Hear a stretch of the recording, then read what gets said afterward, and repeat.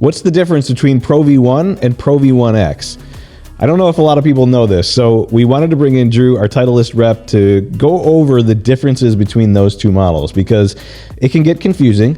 And there's been some changes between these models as well. So high level view to start, Drew, what are the differences and who should be playing Pro V1 and Pro V1X? Yeah, easiest way to remember it's a stair step. So we designed Pro V1 to be right in the middle, be a good fit for majority of players, sits right there at a neutral flight, neutral spin, nice soft feel to it. And then we bracket it off of there for players that are looking for something a little bit different, whether that's more height or more spin or a different feel. And that's where Pro V1X comes into play. Pro V1X flies a little bit higher, spins a little bit more, and a little bit firmer feel as a result of the changes to that core to deliver those performance characteristics of more spin, especially with the irons. And on those steps that you mentioned, there's another model we should know as well, left dash.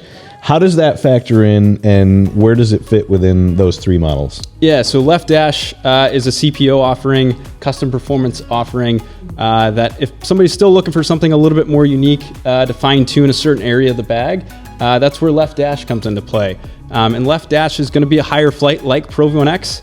A little bit similar feel to Pro V1X as well, which is where that name Pro V1X comes from.